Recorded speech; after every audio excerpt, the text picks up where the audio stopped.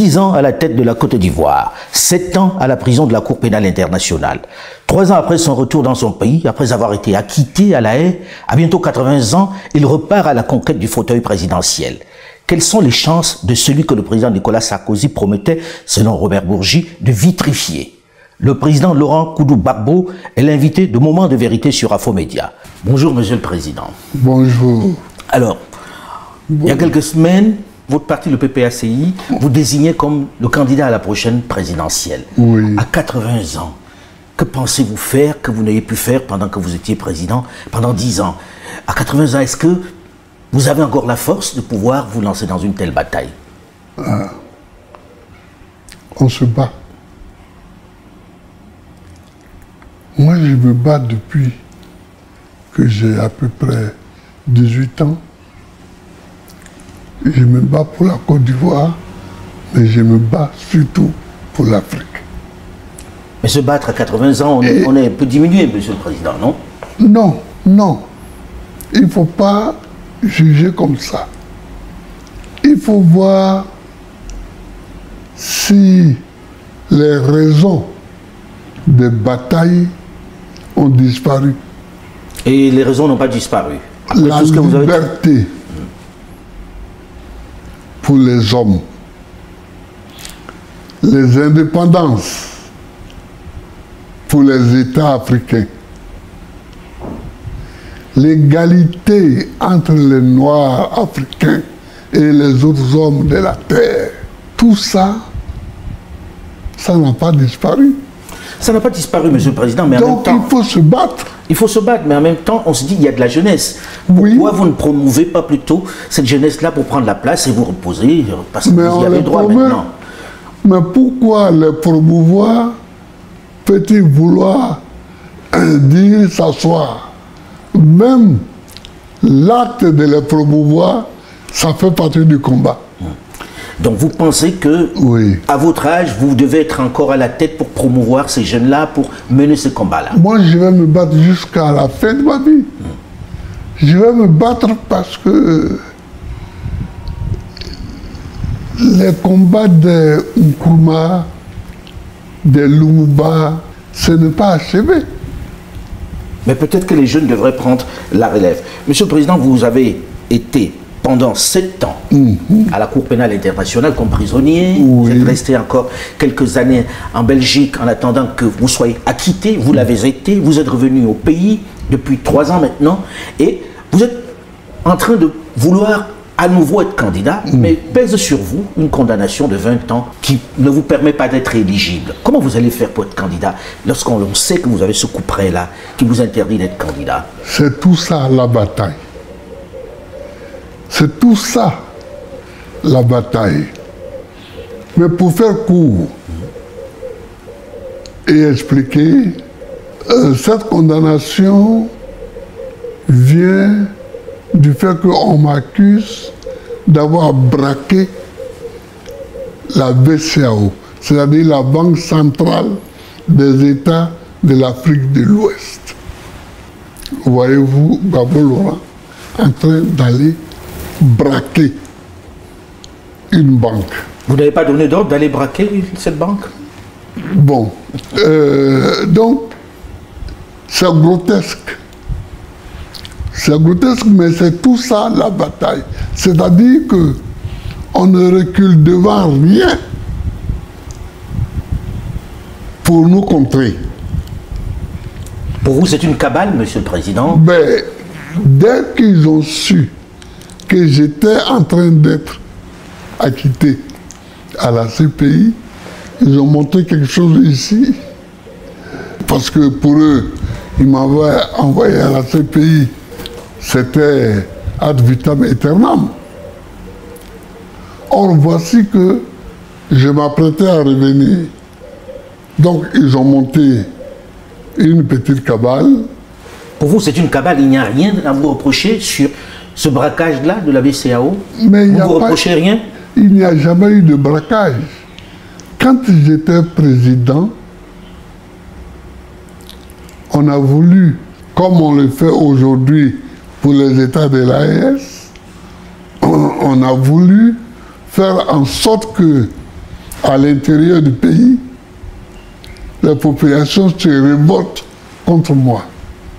On a coupé le robinet. Voilà. Donc, on a voulu m'empêcher de payer les salaires. Un matin, j'allais au conseil des ministres et j'apprends par la radio qu'un certain nombre de banques ont fermé et que tous les dirigeants sont partis hors du pays et c'était la fin du mois. Donc les salaires étaient déjà positionnés. Donc il ne fallait pas que les banques ouvrent. Donc j'ai décidé, arrivé au conseil des ministres, de nationaliser ces banques-là et d'y affecter illico presto des Ivoiriens qui ont procédé au paiement des salaires. C'est ça le braquage? C'était le braquage, ça. Donc on ne vous accuse pas de vous être enrichi avec ça, c'est d'avoir payé les salaires. Voilà. Et donc, on a payé tous les salaires. Et quand on a vu que le braquage ne prenait pas avec moi, c'est là qu'on a décidé de me vitrifier. On va parler de la vitrification. Voilà. Monsieur le Président, oui. Pour vous, qui fait cette cabale? Qui organise tout ça? Oh, est-ce que dans la situation où je suis, dans la situation où se trouve la Côte d'Ivoire, il est important, est-ce qu'il est important de citer des hommes ou des pays? C'est pas la peine. On aurait bien voulu, Monsieur le Président. Mais comprenez qu'on ait envie d'entendre des noms, mais bon, vous avez choisi par correction de ne pas citer les noms. Mais Monsieur le Président, aujourd'hui, il y a un risque que vous ne soyez pas candidat. On a entendu le patron, le président de la Cour électorale indépendante dit que vous êtes inéligible. Comment comptez-vous faire pour être candidat dans ce cas? Mais vous savez, en 1990, les mêmes personnes disaient que je n'allais pas être candidat contre fouet. Mais j'ai été candidat contre fouet. Et cela a ouvert la route au multipartisme. Et cela a ouvert le débat politique. Donc, mon rôle est un rôle de précurseur toujours. De pionnier. Oui, de pionnier. Alors, Monsieur le Président, lorsque l'on regarde le landerneau politique ivoirien, on s'interroge, on se dit il n'y a pas de renouvellement véritable de la classe politique. On entend encore dire que le président Alassane Dramane Ouattara pourrait accéder, pourrait encore être candidat en 2025. Qu'est-ce que cela vous inspire? Ce n'est pas dans la situation où nous trouvons maintenant la durée d'un homme sur la scène politique qui a un problème. Mais c'est le respect de la loi. Comment ça? Ce que Alassane fait et qui est condamnable, ce n'est pas qu'il soit candidat, mais qu'il soit candidat pour un 4e mandat. Alors que la Constitution dit de façon claire et nette qu'aucun individu ne peut être président pour plus de 2 mandats. Pour vous, il est dans l'illégalité. Mais total. Et c'est ça. Alors les gens disent Alassane. Non, non, non, non. Laissez Alassane et voyez ce qui est une faute. Ce qui est la faute, c'est que déjà, en ce moment-ci, nous sommes dans son 3e mandat, ce qui est une faute. Et non seulement il fait une faute, Mais il veut amplifier la faute en allant pour un 4e mandat, ce qui est une horreur. Pour vous, il ne doit pas être candidat, absolument pas. Mais la loi, et surtout que cette constitution-là, c'est lui qui l'a écrite.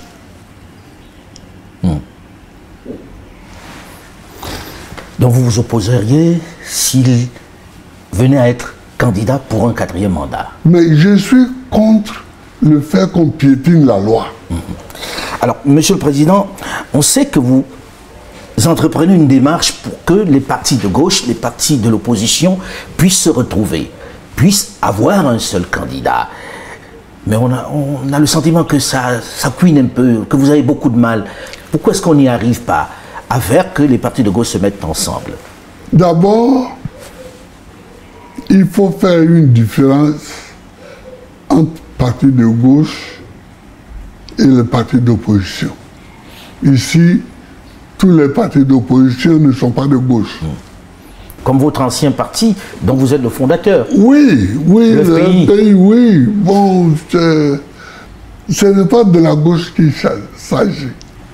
L'appel que j'ai lancé à Beaunois, on a appelé l'appel de Beaunois, c'était pour que les partis d'opposition qui le souhaitaient se rassemblent et discutent pour qu'on mette au point une stratégie ou plusieurs stratégies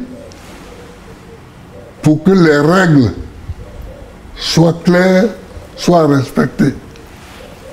Pour que la CEI, la Commission électorale indépendante, sorte des mains d'un parti, du parti au pouvoir, et soit vraiment une commission électorale indépendante. Le dernier mot est très important. Est-ce que c'est possible aussi?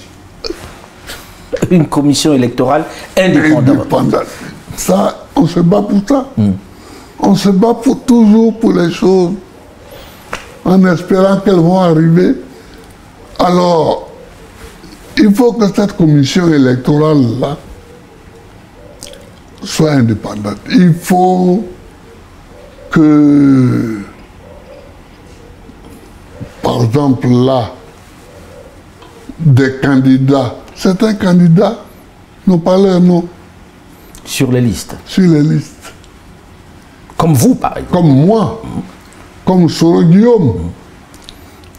Et d'autres. C'est drôle de vous entendre défendre la cause de Soro Guillaume aujourd'hui. Bon, moi, je suis toujours comme je suis. Ce sont les gens qui me combattent. Mais même quand Soro Guillaume se battait, je l'ai regardé, lui et ses amis, et je leur ai dit, vous me combattez pour quelqu'un que vous ne connaissez pas. Hein? Monsieur le Président, il y a eu beaucoup d'actualités dans lesquelles vous étiez au cœur. Oui. Vitrifié. Oui. Vous avez écouté les propos du livre de Robert Bourgi. Hein, oui, Robert. Voilà. Qui parlait de Nicolas Sarkozy qui avait promis de vous vitrifier. Cette anecdote, elle est vraie? Ah ben ça, c'est à lui qu'il faut demander. Puis c'est lui qui était à l'Élysée avec Sarkozy. Prenons les choses par le commencement, Monsieur le Président. On apprend de ces révélations, par exemple, que vous étiez le vainqueur de l'élection présidentielle d'octobre 2010. Oui. Et que vous avez été victime, on va dire, d'un putsch, finalement. Oui. C'est vrai ou pas? Mais ça, nous savions depuis longtemps, depuis toujours, que nous avions gagné, que j'avais gagné l'élection présidentielle de 2010. Mais le problème, c'est que le gouvernement français dirigé à l'époque par Nicolas Sarkozy ne voulait pas du tout me voir. D'où venait cette inimitié entre vous et Nicolas Sarkozy? Je n'en sais rien. D'abord, c'est un ami de Ouattara. Est-ce que ceci peut expliquer cela, je ne sais pas. Mais c'est un ami de Ouattara. Mais ensuite, on ne m'attendait pas hein, à la présidence de la République.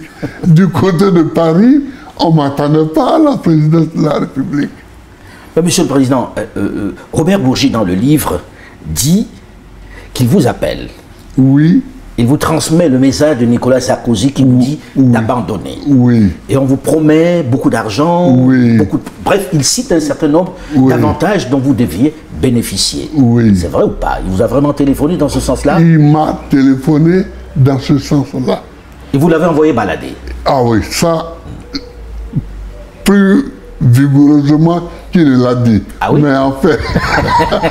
Dites-nous, Monsieur le Président, vous avez raccroché au nez? Ah oui, bien sûr. Bien sûr. Parce que il y a des choses avec lesquelles je ne peux pas jouer. La liberté de mon pays, l'indépendance de mon pays, c'est mon pays, la Côte d'Ivoire, qui est aux élections. Et la Côte d'Ivoire se donne le président qu'il veut.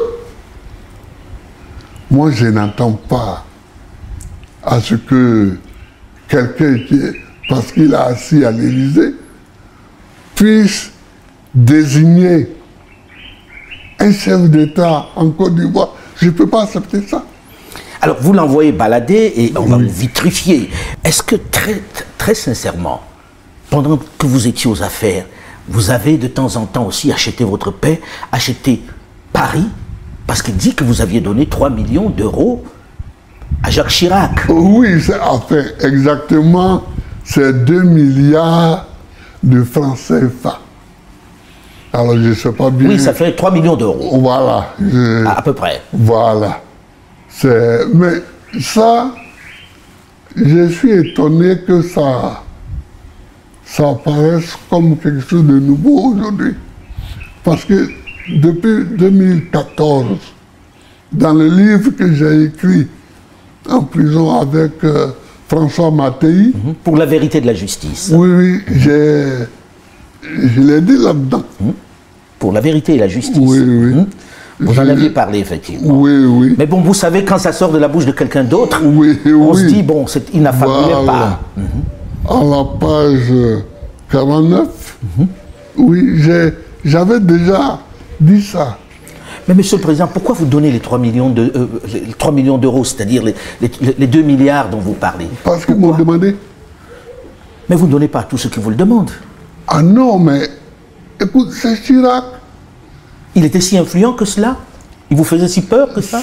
C'est pas une question de peur. Mais c'est d'abord un étonnement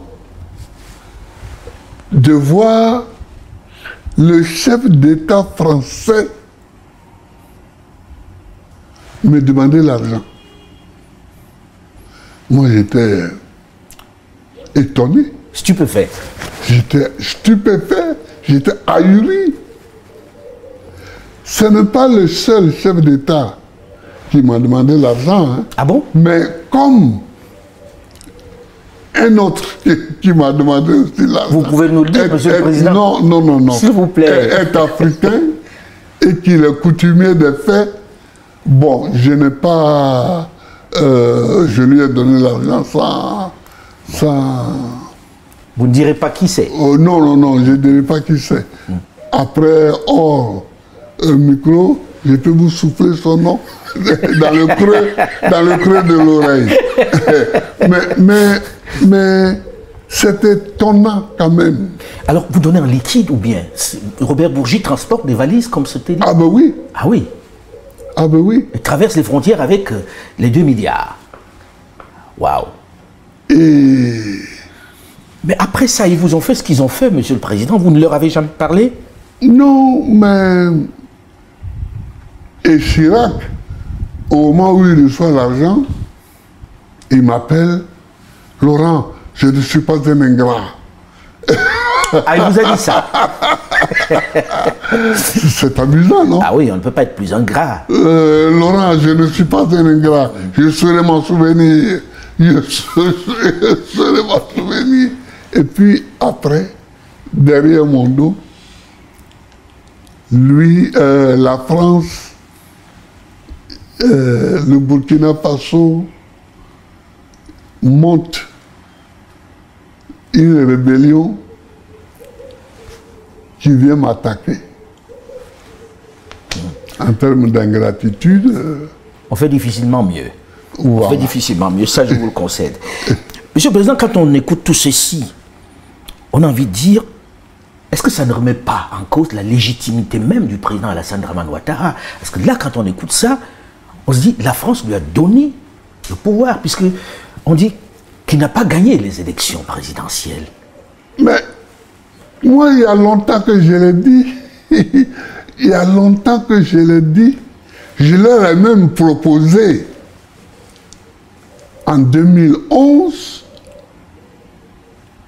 de venir recompter les bulletins de vote.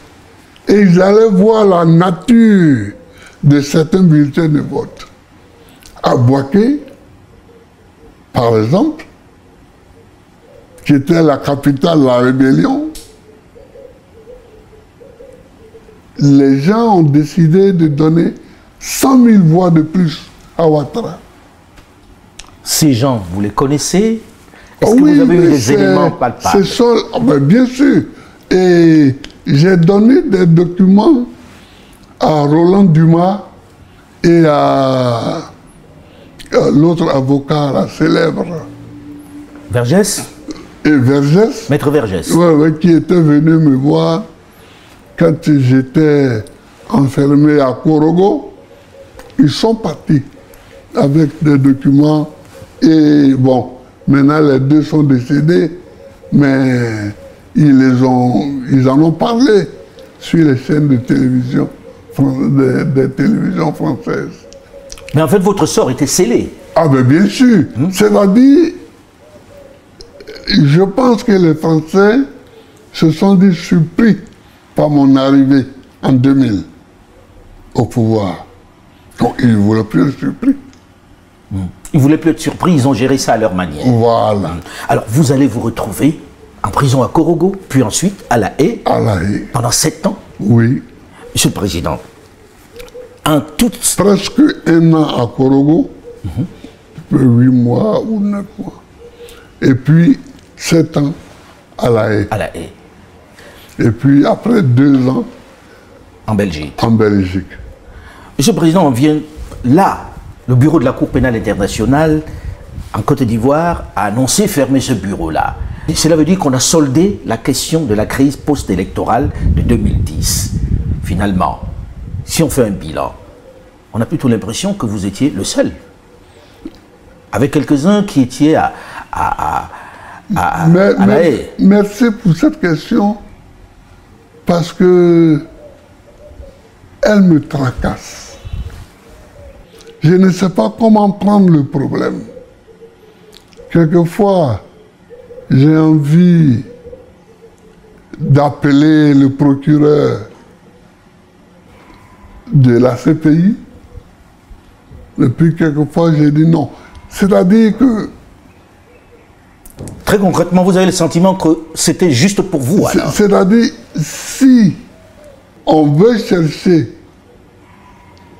l'auteur ou les auteurs des massacres qui ont eu lieu en Côte d'Ivoire, nous ne sommes pas encore au courant des résultats des investigations. Parce que je suppose et j'espère qu'ils ont fait des investigations sur tout. Ils n'ont pas encore jugé ceux qu'ils soupçonnent. Donc, on ne sait pas les résultats des jugements à la Cour, à la CPI, ou bien même devant d'autres tribunaux. On ne sait pas encore. Pour faire court, vous avez le sentiment que ce bureau était spécialement fait pour Laurent Koudou-Barbeau. Mais si on n'a pas fait des recherches complémentaires et qu'on n'a pas jugé, donc tout ce cirque qui a duré des années et qui a coûté des milliards n'a été fait que pour moi. C'est un grand honneur, mais c'est une grande injustice. C'est une grande injustice pour la Côte d'Ivoire. Vous pensez cela de la CPI, que la CPI se serait déployée juste pour vous condamner, alors que finalement elle vous a acquitté? Je n'ose pas penser cela. C'est pourquoi j'attends encore qu'on nous dise quels sont les assassins, quels sont les voleurs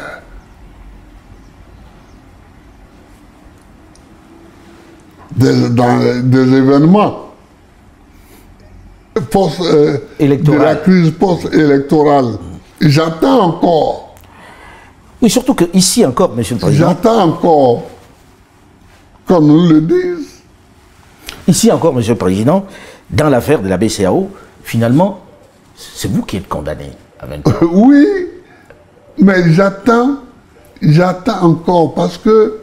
Qui est-ce qu'on a condamné avec vous dans l'histoire de la BCEAO? Alors, dans l'histoire de la BCEAO,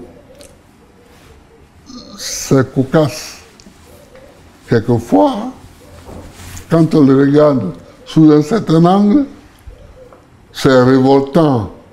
D'autres fois, quand on regarde sous un autre angle, mais il y avait moi, le Premier ministre Akembo,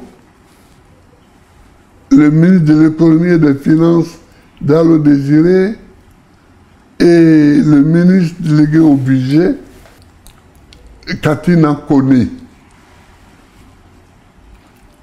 Et dans les réquisitions, dans les procès qui ont eu lieu ici, il paraît, puisque moi je n'ai jamais eu vent de ces procès-là, que c'est Katina Koné, le ministre du budget, qui serait le principal accusé. Bon, tout le monde a pris 20 ans de prison.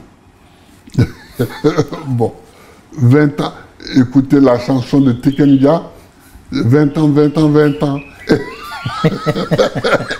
et vous comprendrez qu'il y a eu des moments où ici on distribuait 20 ans à tout le monde. À tout le monde.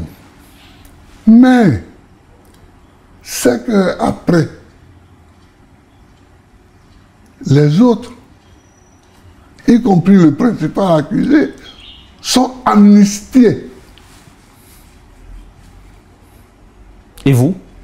Et c'est celui qui va être candidat qui n'est pas amnistié. C'est une amnistie sélective. Mais c'est une amnistie sélective.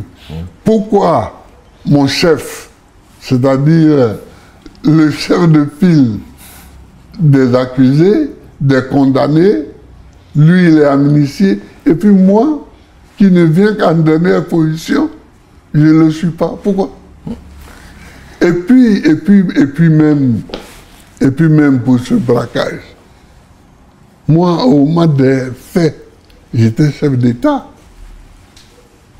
Un chef d'État n'est pas jugé comme ça. Un chef d'État n'est pas jugé comme ça, il y a une autre juridiction pour ça. Voilà. Alors, il y a la relation entre la Côte d'Ivoire et le Burkina Faso, il y a l'AES, il y a la guerre en Ukraine, oui. Il y a le Proche et Moyen-Orient, avec oui. Israël et la Palestine, et aujourd'hui le Liban. Oui. Nous allons en parler dans la seconde partie de cet entretien, juste après une petite pause, Monsieur le Président. Merci. Restez avec nous et on se retrouve tout de suite. Merci. À très vite. Bonjour et bienvenue dans la seconde partie de Moments d'Afrique sur Avomédia qui reçoit aujourd'hui un invité prestigieux, le président Laurent Koudou-Barbeau, qui nous fait l'honneur d'être là, de nous recevoir chez lui. Dans la première partie de ce magazine, Monsieur le Président, nous avons évoqué les questions ivoiriennes, les questions intérieures, avec notamment cette question de vitrification dont vous deviez faire l'objet. Dans cette seconde partie, j'ai envie que nous parlions d'international, puisque je sais que cela vous intéresse également. Et que ça concerne aussi la Côte d'Ivoire dans une certaine mesure, puisque la première question porte sur la relation entre la Côte d'Ivoire et l'AES. l'Alliance des États d'Afrique du Sahel. Déjà, quel est le regard que vous jetez sur cette Alliance des États du Sahel, sur cette AES? Un bon regard. Je voudrais dire ceci. La CEDEAO a été créée en 1975. Aujourd'hui, nous sommes en 2024. Si nous voyons que 3 États ont quitté la CEDEAO pour créer l'AES, il faut se demander pourquoi. Pour vous, c'est justifié? Ah oui. Pour moi, c'est justifié. J'ai été président 10 ans de la Côte d'Ivoire. Et dans la CEDEAO, la Côte d'Ivoire n'est pas rien. C'est le leader presque. La Côte d'Ivoire n'est pas rien. Mais la CEDEAO ne s'attaque pas aux problèmes qui se posent aux États de l'Afrique de l'Ouest. Comment ça? Il y a Boko Haram au Nigeria. Qu'est-ce que la CEDEAO a fait contre Boko Haram? Rien. Il y a les rébellions qui affligent le Niger, le Mali, le Burkina Faso et la Côte d'Ivoire aussi. Qu'est-ce que la CEDEAO a fait? Rien. Et maintenant le Togo aussi, le nord du Togo aussi. Voilà, et le Togo aussi. La Côte d'Ivoire, qu'est-ce que la CEDEAO a fait? Rien. Alors, même en se limitant à ces questions de sécurité, quand vous n'êtes pas capable, dans une communauté, de vous mettre ensemble pour chercher des solutions aux problèmes qui se posent, ne vous étonnez pas que les gens vous quittent.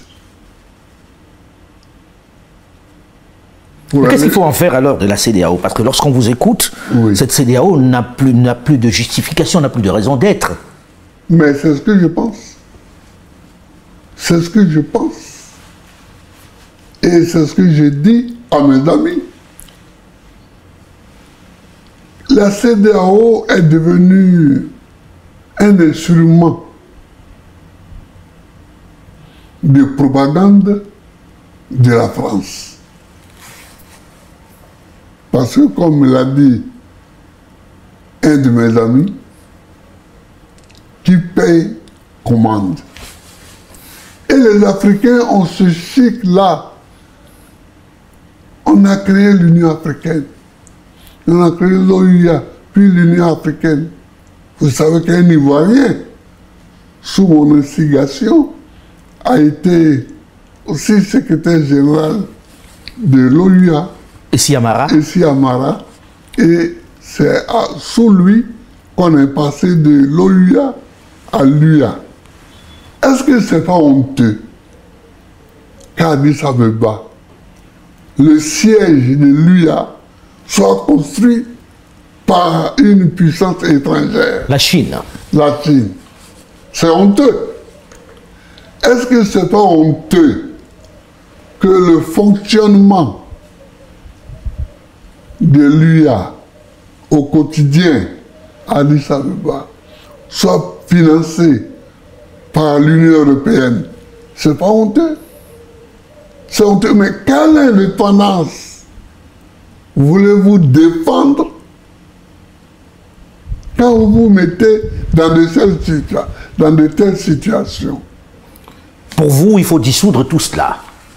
Pour moi, les Africains ont le choix entre deux voies.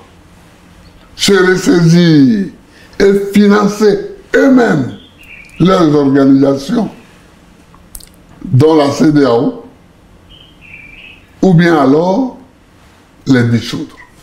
Lorsqu'on vous entend, Monsieur le Président, vous que l'on présente comme un démocrate, je pense que c'est ce à quoi vous pensez, quand on vous entend défendre l'AES, que l'on présente comme une association d'États de putschistes, on se dit, expliquez-nous, pourquoi ce serait bien aujourd'hui l'AES?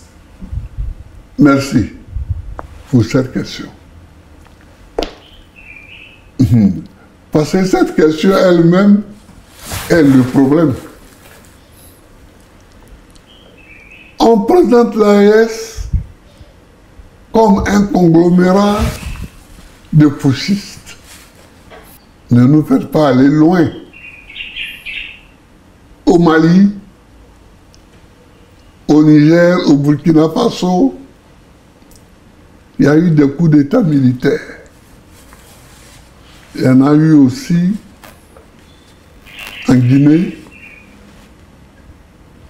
au Gabon, au Tchad. Deux remarques. Pour ceux qui critiquent les dirigeants de l'AES et les traitent de putschistes, il y a deux sortes de coups d'État. Les bons coups d'État et les mauvais coups d'État. Mais moi, je ne rentre pas dans ce jeu-là. Ah oui, quand je vois que certains chefs d'État occidentaux couraient quasiment au Tchad pour adouber. Je sais que vous faites allusion au président Macron qui est allé à l'enterrement et qui a adoubé le fils d'Ebi. Oui, je n'ai pas dit son nom. Le bon jet de ceux qui n'ont pas vu les images. Et puis il y avait quelques autres chefs d'État, dont l'ancien président Mohamed Bazoum. Quand je vois ça, je me demande ce qu'il y a dans la tête de ceux qui raisonnent ainsi, intellectuellement. Parce que ou bien un coup d'État est un coup d'État, ou bien il n'en est pas. Ou bien il n'en est pas. Mais ça, c'est la première catégorie de gens qui... La deuxième catégorie, c'est qu'il y a des coups d'État civils. Il y a des coups d'État civils qui n'utilisent pas les armes. Quand votre constitution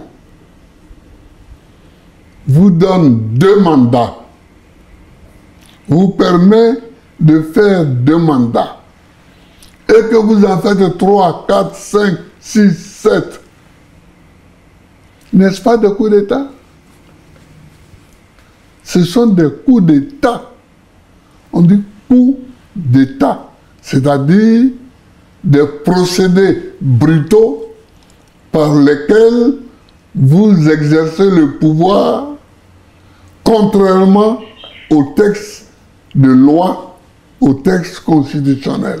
C'est ça, la définition des coups d'État. Alors, l'Afrique est pleine de coups d'État. L'Afrique est pleine de faiseurs de coups d'État. Donc l'AES ne fait pas exception ou n'est pas particulier. L'AES n'est pas... moi, je n'ai pas fait de coup d'État pour arriver au pouvoir, mais j'ai travaillé avec des gens comme Lansana Conté. J'ai travaillé avec beaucoup de chefs d'État issus de l'armée. Pour vous, ce n'est pas rédhibitoire que ces gens soient issus de l'armée et qu'ils aient fait un putsch. Voilà. Monsieur le Président, aujourd'hui, très concrètement, on sait qu'entre la Côte d'Ivoire et les États de l'AES, il y a une vraie tension. La relation n'est pas bonne du tout, c'est le moins que l'on puisse dire. Oui. Imaginons que vous soyez aux affaires aujourd'hui. La relation va s'améliorer. Vous rétablissez les relations avec l'AES? Oui, parce que je vais les considérer comme des États, tout simplement. Comme des États qui ont leurs dirigeants, qui sont arrivés au pouvoir par leurs moyens. Mais enfin, je ne peux pas recevoir le président gabonais. Oligui Nguema? Oui, Nguema, ici. et puis rejeter Ibrahim Traoré. Ou Assimi Goïta. Assimi Goïta. Ou bien Tchani. Monsieur le Président, oui. Ok, on imagine, hein, c'est un scénario, Oui. vous êtes aux affaires, vous rétablissez les relations avec eux. Oui. Est-ce que vous pensez que cet AES doit s'étendre à d'autres États voisins? Vous pensez que c'est plus viable en remplacement des autres institutions, des autres États qui sont dans la région et qui, d'après vous, sont tenus par d'autres?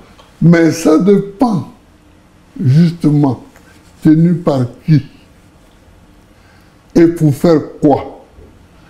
Voilà les deux questions. Moi, je pense qu'il faut régler le problème monétaire. Le CFA? Oui, le problème monétaire. Et trouver donc une raison valable pour s'associer. S'associer sur la base d'un projet économique. D'un projet monétaire. Monétaire. Clairement. Parce que ce n'est pas la peine d'aller à la CEDEAO pour avoir encore 4, 5, 6 monnaies, 7 monnaies. Ce n'est pas la peine. Vous comprenez? Il est temps, aujourd'hui, depuis 1960, que l'Afrique règle ses problèmes monétaires. Son problème monétaire. Elle le réglera ou bien pour le continent tout entier. Bon, mais je suis un peu sceptique. Mais les blocs de pays peuvent se mettre ensemble pour qui se créent comme ça, comme la CEDEAO, comme les associations de l'Afrique australe, peuvent s'agglutiner autour d'une monnaie. Parce que ici, en Afrique de l'Ouest, on commerce. Tous les États de l'Afrique de l'Ouest commercent. En Afrique du Nord, ils commercent. Voilà. Alors, donc, Monsieur le Président, voilà. On a compris qu'il faudrait qu'il y ait des grands blocs qui se réunissent autour d'une monnaie et pour pouvoir commercer, Voilà. et ça va faciliter les choses. Alors, lorsque l'on parle de ça, on parle d'actualité internationale, on ne peut pas ne pas parler de la guerre en Ukraine. Oui. La guerre en Ukraine qui, finalement, s'invite aussi en Afrique, puisqu'on a vu l'Ukraine aider une partie de la rébellion Oui. au Mali, Oui. parce qu'il disait combattre les Russes qui sont sur place. Oui. Quel est le regard que vous avez sur cette guerre en Ukraine, Monsieur le Président? Êtes-vous de ceux qui pensent qu'il faut être derrière l'Ukraine, comme le demandent les grandes puissances, ou bien que dans tout ça, il y a encore une injustice? Si il y a une injustice, moi je pense, quand je vois la guerre d'Ukraine, je pense en 62, à ce qui s'est passé à Cuba. La baie des cochons, la crise de la baie des cochons. En 62, l'Union soviétique de Khrouchtchev a installé des missiles à Cuba. John Kennedy a menacé de déclencher la Troisième Guerre mondiale si jamais ces missiles n'étaient pas Évacués. Mais nous étions jeunes. Ce problème nous a tenus en suspens pendant des mois. Et finalement, après moult négociations, Khrouchtchev est parti avec ses fusées. Les fusées ont quitté Cuba et la paix est revenue. Alors je suis étonné que les Américains n'ont pas la mémoire de ce fait et qu'ils veulent étendre les pouvoirs de l'OTAN jusqu'en Ukraine, c'est-à-dire à quelques kilomètres de Moscou. Et ils s'étonnent que Moscou réagisse Mais, chers frères,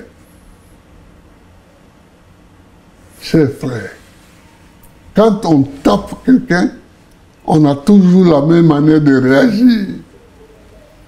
Vous comprenez? Pour vous, c'est légitime là? Moscou réagit aujourd'hui comme Washington a réagi hier en 62. Voilà.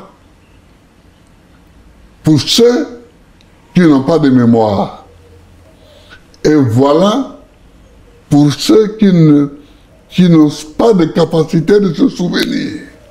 Alors ça amène à ce débat qui veut que, d'un coup, lorsque vous êtes dans la posture que vous avez adoptée, c'est-à-dire dire que ça peut se justifier la réaction de Moscou, on vous traite tout de suite de quelqu'un de récupéré par la Russie. Et c'est ce qu'on reproche au Mali, c'est ce qu'on reproche au Burkina Faso, c'est ce qu'on reproche au Niger. Pensez-vous que ces États sont entrés dans la guerre froide à nouveau et sont des satellites de Moscou sur le continent? Mais de toutes les façons, si on les traite de la sorte, qu'est-ce que ça peut faire? Ça n'a rien à voir. Ça ne fait ni chaud ni froid. Oui, moi si on me dit que je suis récupéré par Moscou, mais vraiment ça me dit rien. Mais et alors rien. Et alors rien. Parce que qui me juge? Qui me juge? Vous n'en avez rien à faire de la réaction des pays occidentaux? Non. C'est-à-dire que il ne faut pas que les Africains se laissent intimider par les jugements de ceux qui veulent couvrir leur basse manœuvre. Voilà. Le monde est secoué de part en part par des conflits, comme vous Voilà. voyez. En dehors de l'Ukraine, aujourd'hui, Oui. les conflits se sont déplacés au Proche et Moyen-Orient. Oui. Israël à Gaza, Israël en Palestine, Oui. Israël aujourd'hui au Liban, avec l'Iran qui réagit. On est en train d'assister à un embrasement. Quel est le regard que vous avez sur cette guerre, d'abord en Israël aujourd'hui, contre la Palestine? Vous savez, je suis triste. Je suis triste parce que je suis chrétien catholique. Vous avez changé alors. À un moment donné, vous n'étiez plus catholique. Oui, à un moment donné, j'ai été évangélique, mais maintenant je suis revenu au catholicisme. Et donc, étant chrétien, ma référence, c'est la Bible. Voilà. Donc, je vois l'abus que certains font de la Bible. Voilà, Israël, c'est le peuple élu. Donc. Ok. J'ai toutes ces références aussi. Hein. Voilà. Mais le problème n'est pas Israël. Pour moi. Le problème, c'est l'ONU. Comment ça? À la fin de la guerre, l'ONU a pris acte du massacre des Juifs par les Allemands. C'est-à-dire, le massacre était même au temps d'Hitler, élevé en doctrine nationale. Et ils ont voulu régler cette question. Et c'était bien. Donc, ils ont créé l'État d'Israël. Or, les Juifs sont partis d'Israël, les derniers sont partis d'Israël en 135 de notre ère. Ils reviennent en 1948. Presque 2000 ans. Presque 2000 ans. Mais il y a des gens qui sont là. Il y a des gens qui sont là. D'abord parce que tout le monde n'était pas parti. Et puis ensuite parce que bon, d'autres sont venus aussi. Le mouvement des populations sur la planète. Le mouvement des populations, bon. Alors, je crois que l'ONU a bien fait de créer l'État d'Israël. Mais il aurait mieux fait de créer aussi l'État palestinien. Les deux États, voilà ce qu'il fallait créer. Ça n'a pas été fait.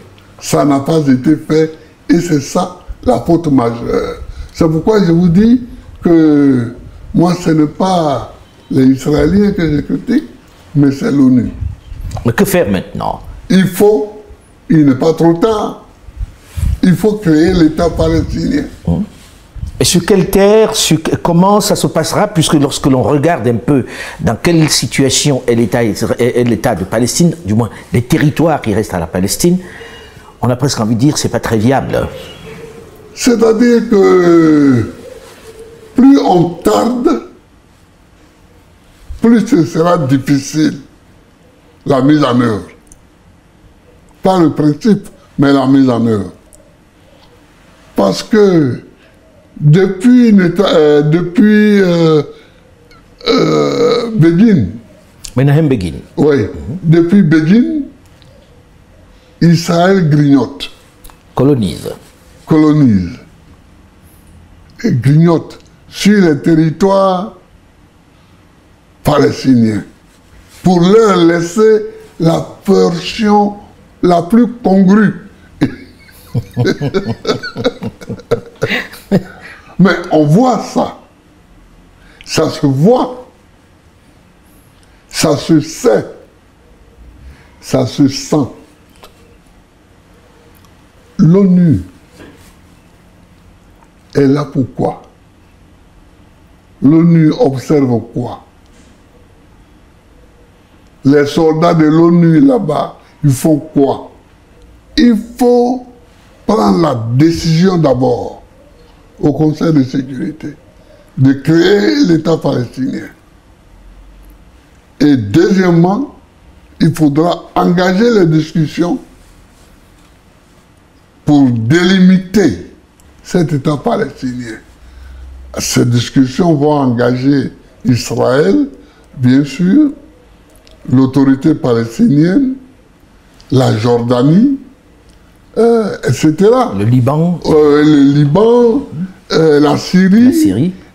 Tout ça, ils vont être partie prenante de cette discussion. Mais pensez-vous très très honnêtement qu'aujourd'hui ça puisse être faisable lorsque l'on sait le soutien dont bénéficie l'État d'Israël de la part des États-Unis par exemple, et de l'hostilité dont cet État est victime aussi de la part de l'Iran et d'autres voisins?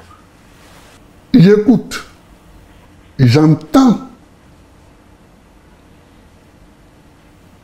quelques responsables américains dire qu'il faut créer un État palestinien.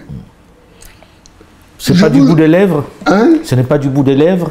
Oh, c'est possible que ce soit du bout des lèvres, mais le fait que cela soit dit signifie que, effectivement, à part cette solution, il n'y a pas d'autre solution. Il n'y a pas d'autre solution. On ne peut pas condamner un peuple à l'errance.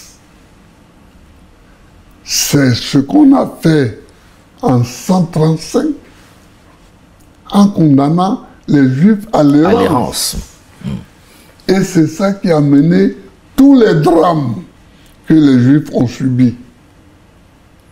Au fil des siècles. Au cours des siècles, jusqu'au XXe siècle, arrivé au summum avec l'Allemagne hitlérienne. Donc il faut éviter cela. Il faut éviter cela. Monsieur le Président, j'ai envie que nous évoquions aussi, puisque vous parlez de l'ONU, vous avez parlé de la CEDEAO tout à l'heure, vous avez parlé de l'Union africaine, la francophonie.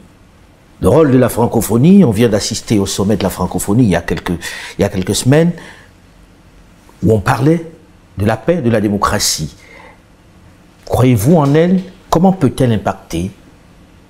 Quel est le rôle qui doit être le sien? Moi, la francophonie, je n'ai jamais bien compris ce qu'elle fait. J'ai été président 10 ans, je n'ai jamais été à aucune réunion de la francophonie. J'avais nommé un de mes conseillers qui allait... Mais pourquoi vous n'y alliez pas? Mais parce que ça me semblait sans effet. Sans effet. Ils ont fait la réunion il n'y a pas longtemps. Quelles sont les conclusions? Quelles sont les conclusions? Vous comprenez? Donc, moi, je n'ai jamais été à une réunion de la francophonie. Ce n'est pas que je déteste le fait qu'il y ait un certain nombre de pays qui parlent français, qui s'expriment en français. Mais je ne vois pas ce que l'organisation de la francophonie amène au monde. Je ne vois pas. On arrive presque au terme de cet entretien, Monsieur le Président, et j'ai envie de revenir à la question ivoirienne. Oui. La question ivoirienne aujourd'hui, c'est que comment vous faites pour être candidat et comment vous arriverez, puisque c'est l'appel que vous avez fait à Bonois, à réunir l'opposition ivoirienne pour aller de façon coordonnée aux élections présidentielles de 2025. Je voulais dire quelque chose, mais très simplement. Que pour le moment, j'ai appelé toute l'opposition à la vigilance et à régler les problèmes qu'il faut régler. J'ai parlé de la crédibilité de la CEI, et j'ai parlé des listes électorales qui sont plus qu'imparfaites,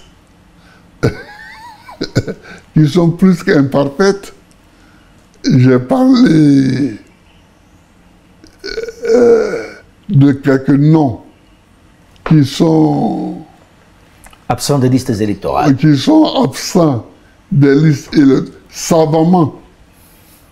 Et comme par hasard, absents des listes électorales, j'ai parlé... Dans le vôtre? Dans le mien, j'ai parlé de quelques découpages électoraux qui ne répondent pas à des critères scientifiques, etc. C'est autour de cela que vous voulez réunir les gens, pas autour d'une candidature? Non. C'est d'abord autour de ça. D'abord. Maintenant, ceux qui se sentent une affinité proche et particulière peuvent se réunir pour dégager un candidat. Mais tel que je connais les Ivoiriens, ils vont tous vouloir aller aux élections. Hein. Bon, mais c'est-à-dire que pour le moment, ce n'est pas... Mais s'ils vont tous aux élections, ça ne fait pas votre affaire, dont celle du PPA-CI, votre parti. Oui, mais au deuxième tour, il n'y aura que 2 candidats. À ce moment-là, tout le monde va se réunir peut-être... Voilà, à ce moment-là. Vous pensez être celui-là au deuxième tour, si on vous laisse y aller? Mais j'irai. J'irai. Vous êtes confiant là-dessus? Je suis confiant. Vous pensez que ceux qui mènent la cabale pour que vous n'y soyez pas, qui vous enlèvent de la liste électorale, vont se dire, bon allez, on va laisser le président Laurent Gbagbo compétir? Mais parce qu'ils n'ont pas d'argument. Ils n'ont pas de raison. Et les 20 ans? Les 20 ans de condamnation? Oui, pour avoir braqué une banque. Mais c'est ça. C'est 20 ans, mais 20 ans, condamné à 20 ans pour avoir braqué une banque. Personne, mais un président les braqueur. mots français ont un sens. Braquer une banque, ça veut dire quelque chose en français. Or, cela n'est pas. Cela n'a pas été. Donc pour vous, vous faites appel au bon sens ou bien à la gentillesse du président ou à... C'est pas sa gentillesse. Je pense que ils vont sortir, un moment donné, ils vont sortir de leur trembote. Et puis... Ils ont peur de votre tour, d'après vous? Oh ben je crois bien, parce que j'ai dit qu'on était 4 condamnés. Les 3 autres sont amnistiés. Et moi seul, je ne suis pas amnistié. Enfin, comment voulez-vous qu'on traduise cela? Que vous étiez le chef braqueur? Non, ils ont désigné le chef braqueur dans le jugement, que c'était Kone Katina, le ministre du budget. Et moi qui ne suis que l'inspirateur du chef braqueur, bon, je veux dire que c'est d'un ridicule et d'un grotesque. En tout cas, merci, Monsieur le Président, de nous avoir reçus. Merci. Merci de nous avoir accordé cet entretien. Merci. Cet entretien est à présent terminé. Restez à suivre les programmes de Afro Média. À très vite.